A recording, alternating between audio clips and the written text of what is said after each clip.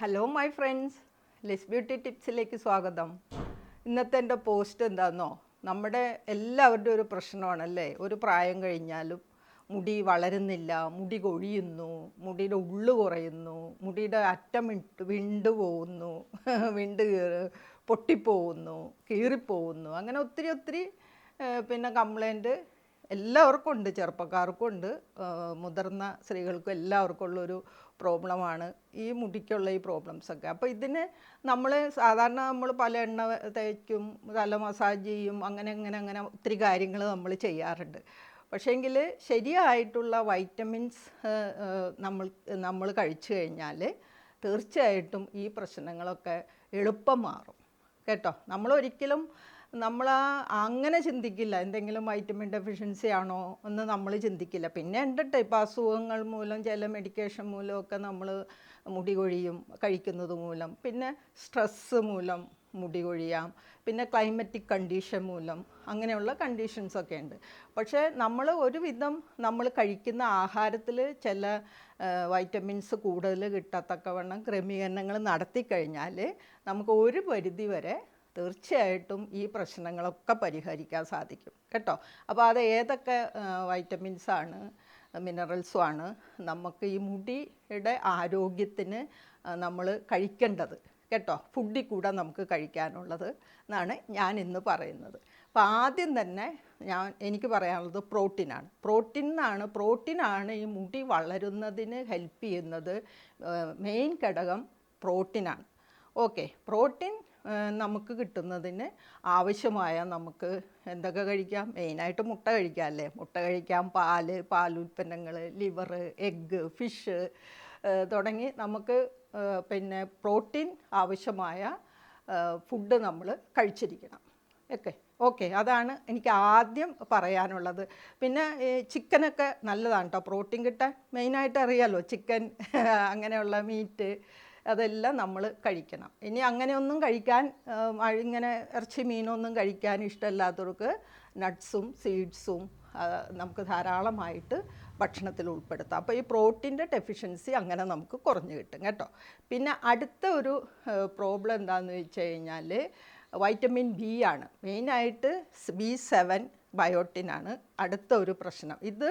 ഇത് കുറയുമ്പോൾ, ഈ ബി നമ്മുടെ ശരീരത്തിൽ കുറയുമ്പോൾ സംഭവിക്കണം എന്താണെന്ന് വെച്ച് കഴിഞ്ഞാൽ ഹെയർ പിന്നെ കൊഴിഞ്ഞു പോകും, മുടി കൊഴിയും, മുടിയുടെ ആരോഗ്യമൊക്കെ പോയി മുടി കൊഴിയും, പിന്നെ മുടി നരയ്ക്കും, അങ്ങനെയുള്ള ഒത്തിരി പ്രശ്നങ്ങൾ ഈ വൈറ്റമിൻ ബിയുടെ കുറവ് മൂലം നമുക്ക് വരാറുണ്ട്. അപ്പോൾ വൈറ്റമിൻ ബി അടങ്ങിയ ആഹാരങ്ങൾ, നമ്മൾ B7 അടങ്ങിയ ആഹാരങ്ങൾ, അതാണ് liver, egg, fish, nuts, mushroom തുടങ്ങിയുള്ള പാലുൽപ്പന്നങ്ങൾ, ഇതെല്ലാം നമുക്ക് വൈറ്റമിൻ B7 തരുന്ന ഫുഡാണ്. അപ്പോൾ നമ്മുടെ ആഹാരം ക്രമീകരിക്കുമ്പോൾ ഇപ്പോൾ പ്രോട്ടീൻ ആവശ്യം. അപ്പോൾ എഗ്ഗ് കഴിച്ചാൽ തന്നെ ഒരുവിധം എല്ലാം കിട്ടുമല്ലേ. എഗ്ഗും ഫിഷും മീറ്റും ചിക്കനൊക്കെ കഴിക്കുന്നവർക്ക് ഒരുവിധം എല്ലാ വൈറ്റമിൻസും മിനറൽസും നമുക്ക് കിട്ടും.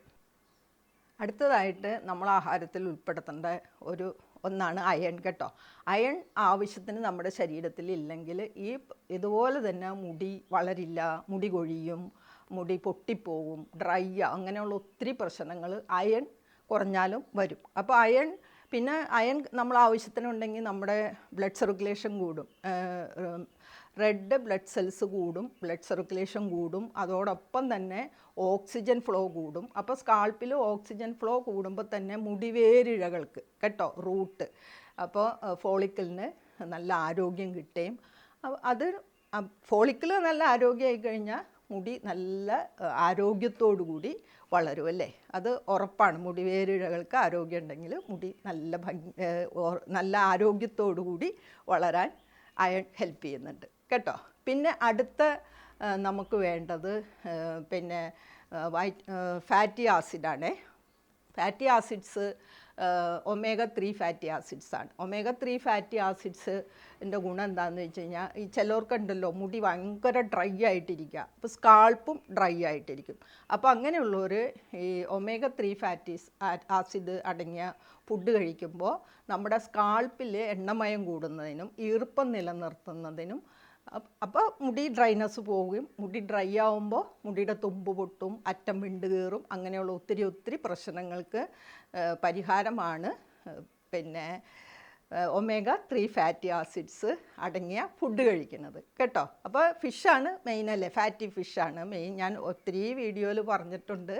പിന്നെ അതോടൊപ്പം തന്നെ ഫ്ലാക്സ് സീഡ്സ്, ഫിഷ് കഴിക്കാൻ പറ്റാത്തവർക്ക് ഫ്ലാക്സ് സീഡ്സ് നല്ലതാണ്. സീഡ്സ്, നട്ട്സ് ഇതെല്ലാം നമ്മുടെ ആഹാരത്തിൽ നമ്മൾ ഉൾപ്പെടുത്തി കഴിഞ്ഞാൽ ഈ ഒരു പ്രശ്നം നമുക്ക് മാറിക്കിട്ടും കേട്ടോ. പിന്നെ അടുത്ത നമ്മുടെ മുടിയുടെ ആരോഗ്യത്തിന് വേണ്ടത് എന്താണെന്നോ, സിങ്കാണ്. സിങ്കിൻ്റെ ഗുണം എന്താണെന്ന് വെച്ച് കഴിഞ്ഞാൽ നമ്മുടെ പിന്നെ ഓയിൽ ഗ്ലാൻസ് ഉണ്ടല്ലോ, ഈ നമ്മുടെ പിന്നെ സ്കാൾപ്പിൽ ഓയിൽ ഗ്ലാൻസ് ഉണ്ട്. അതാണ് എണ്ണയൊക്കെ ഉൽപ്പാദിപ്പിക്കുന്നതൊക്കെ. അപ്പോൾ ഈ ഓയിൽ ഗ്ലാൻസിൻ്റെ ആരോഗ്യത്തിന്, ഓയിൽ ഗ്ലാൻസ് ഭംഗിയായിട്ട് പ്രവർത്തിക്കുന്നതിനും അപ്പോൾ നമ്മുടെ പിന്നെ ടിഷ്യൂസും സെൽസും ഒക്കെ റിപ്പയർ ചെയ്യുന്നതിനും എല്ലാം സിങ്ക് ആവശ്യമാണ്. അപ്പോൾ ഈ ഓയിൽ ഗ്ലാൻസിൻ്റെ പ്രവർത്തനം സുഗമമായി നടക്കുമ്പോൾ തന്നെ നമ്മുടെ ആ സ്കാൾപ്പിൻ്റെ ഡ്രൈനെസ് ഒക്കെ മാറുകയും മുടി നല്ല എണ്ണമയാവുകയും നല്ല തിളക്കം കിട്ടുകയും അതുപോലെ തന്നെ മുടിക്ക് നല്ല കറുപ്പ് കിട്ടുകയും ഒക്കെ ചെയ്യും. അതിനാണ് നമ്മൾ സിങ്ക് അടങ്ങിയ ഫുഡ് തിരഞ്ഞെടുക്കുന്നത്. അപ്പോൾ സിങ്ക് അടങ്ങിയത് മെയിനായിട്ട് സീ ഫുഡിലാണ് കേട്ടോ. പിന്നെ ചിക്കൻ, നട്ട്സ്, സീഡ്സ്, അതുപോലെ സോയ് പ്രൊഡക്റ്റ്, പിന്നെ ചിക്ക് പീസ് തുടങ്ങിയുള്ള പിന്നെ ഫുഡിലൊക്കെ സിങ്ക് ധാരാളമായിട്ട് അടങ്ങിയിട്ടുണ്ട്. അപ്പോൾ നിങ്ങൾ സിങ്ക് നിങ്ങളുടെ ഭക്ഷണത്തിൽ നിങ്ങൾ ഉൾപ്പെടുത്തുന്നുണ്ടോ എന്ന് ശ്രദ്ധിക്കണം. ഓക്കെ. പിന്നെ നമുക്ക് വേണ്ടത് വൈറ്റമിൻ സിയും വൈറ്റമിൻ എയും ആണ്. ഇത് രണ്ടും സ്കാൾപ്പിൻ്റെ ആരോഗ്യത്തിന് കേട്ടോ. സ്കാൾപ്പിലും മോയ്സ്ചറൈസർ, ഹൈഡ്രേഷൻ നിലനിർത്തുന്നതിനും സ്കാൾപ്പ് നല്ല ക്ലീൻ ആവുന്നതിനും ആരോഗ്യം ഉണ്ടാവുന്നതിനും എല്ലാത്തിനും ഈ വൈറ്റമിൻ സിയും വൈറ്റമിൻ എയും നല്ലതാണ്. അതുകൂടാതെ ഈ സെബം ഉൽപ്പാദിപ്പിക്കുന്നതിന് ഏറ്റവും ആവശ്യമായ 2 വൈറ്റമിൻസാണ് വൈറ്റമിൻ എയും വൈറ്റമിൻ സിയും. അപ്പോൾ ഇതും നമ്മുടെ ഭക്ഷണത്തിൽ നമ്മൾ തീർച്ചയായിട്ടും ഉൾപ്പെടുത്തണം.